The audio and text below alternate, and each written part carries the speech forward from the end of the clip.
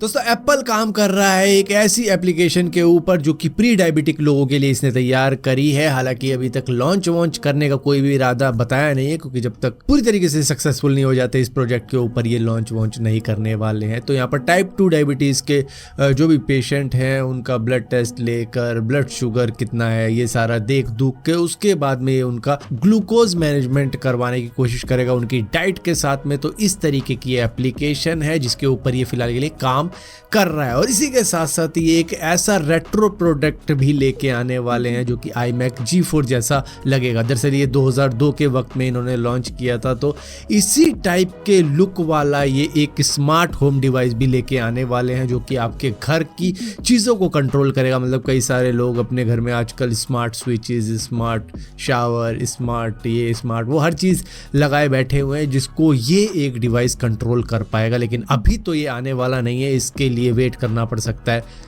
शायद 1-2 साल का। ये 2026 तक की बात कर रहे हैं कि शायद उस वक्त तक ये लाया जा सकता है। दोस्तों जियो ने अपना जियो भारत 4G फ़ोन काफ़ी ज़्यादा सस्ता कर दिया है। मतलब पहले वो 999 रुपये का होता था, अब वो उसको 699 रुपये में बेच रहे हैं। तो सोच के देखो जब ये मैन्युफैक्चरिंग करते होंगे तो ये इनको कितने का पड़ता होगा, क्योंकि ये तो लाखों खरीदते होंगे जिससे भी मैन्युफैक्चरिंग करवाते होंगे और उसके बाद में इसको रीसेल करते होंगे। तो फिलहाल के लिए ये एक फ़ायदे का सौदा उनके लिए है जो कि छोटा मोटा फीचर फ़ोन रखना चाहते हैं, जो कि 699 रुपये का आ जाएगा। और 1 महीने का रिचार्ज इसका सबसे सस्ता सिर्फ 123 रुपये का हो जाएगा, जिसके अंदर 455 चैनल भी देखने को मिलेंगे। हालांकि इतनी सी स्क्रीन पे क्या ही देखने को मिलेगा, और इसके साथ में 14 GB डेटा भी मिलेगा 1 महीने के लिए। हालांकि इनका 1 महीना 28 दिन का होता है। दोस्तों ओला का इलेक्ट्रिक व्हीकल इस वक्त में काफ़ी ज़्यादा चर्चा का विषय बना हुआ है, क्योंकि इंटरनेट के ऊपर इसको काफ़ी ज़्यादा क्रिटिसाइज किया जा रहा है कई सारे यूजर्स के द्वारा जो कि इसको चला रहे हैं, खरीद चुके हैं और इसकी बुराइयां कर रहे हैं इंटरनेट के ऊपर। इनका कस्टमर सर्विस कुछ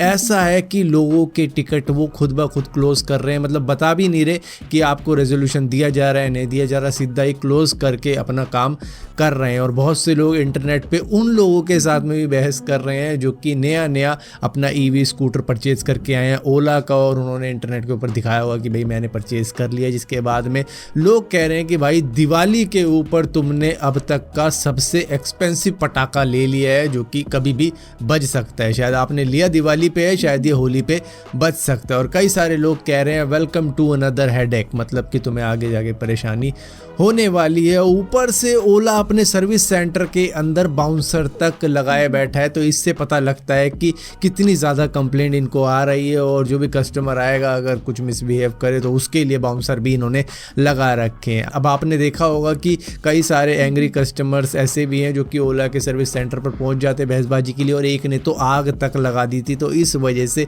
इस तरीके की चीज़ें की जा रही हैं। एक बंदा तो रेहड़े पे ओला का स्कूटर लेके घूम रहा था और उसी के स्पीकर से उन्हीं की बुराई कर रहा था कि क्या क्या दिक्कतें इसमें आपको फेस करने को मिल सकती हैं। तो ओला कभी भी मत लेना, इस तरीके की बातें चल रही हैं इस वक्त में इंटरनेट के ऊपर, क्योंकि इनको क्रिटिसाइज़ किया जा रहा है कि रेजोल्यूशन नहीं दे रहे हैं यूज़र को, और जितनी ज़्यादा कंप्लेंट इनके पास में आई हुई है उसका ये कोई भी सोल्यूशन लेके नहीं आए हैं। दोस्तों आप अपने आसपास में देखते होंगे कि आपको शायद मोबाइल नेटवर्क का इशू रहता होगा। हो सकता है आपके आसपास में कोई मोबाइल नेटवर्क जैमर यूज़ कर रहा है, क्योंकि इंडिया के अंदर ये काफ़ी ज़्यादा धड़ल्ले से इस वक्त में बिक रहे हैं। जहाँ पर दिल्ली के अंदर ही कई सारे लोगों को कंप्लेंट रहती है कि यार मेरा नेटवर्क नहीं आता, उसके इधर जाता हूँ तो अच्छा खासा आ जाता है, इधर आता हूँ तो भैया नेटवर्क नहीं आता। तो उसका रीज़न हो सकता है कि चाइनीज़ मोबाइल नेटवर्क जैमर इस वक्त में धड़ल्ले से बिक रहे हैं। दरअसल दिल्ली पुलिस ने दिवाली के इस वक्त में पालिका बाजार में छापा मार कर मोबाइल नेटवर्क जैमर सीज किए हैं कई सारी दुकानों से जहां पर इसको इलीगली बेचा जा रहा था। दरअसल इंडिया के अंदर मोबाइल नेटवर्क जैमर इलीगल है, उसको यूज़ नहीं किया जा सकता है। प्राइवेटली में भी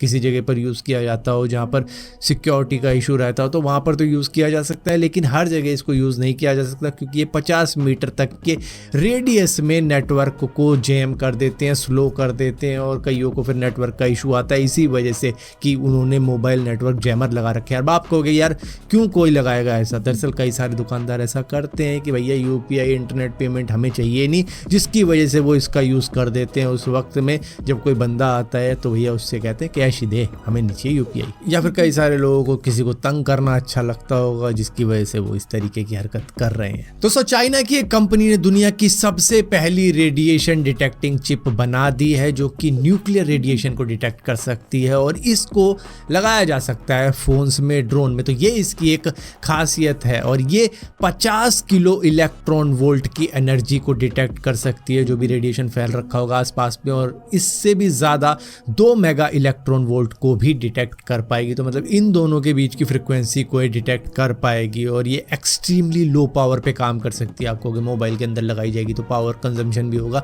नहीं, सिर्फ 1 मिली वोल्ट का पावर कंजम्पशन है और ऊपर से ये एक्सरे और गामा रेडिएशन दोनों को ही डिटेक्ट कर सकती है, वो भी सिर्फ मोबाइल से ही। कई लोग बात करते थे ना कि मोबाइल रेडिएशन करता है वगैरह, तो भैया इस तरीके की चिप लो मोबाइल के अंदर ही लगाई जा रही है जो कि अपना रेडिएशन छोड़ो बाहर का भी रेडिएशन बता देगी।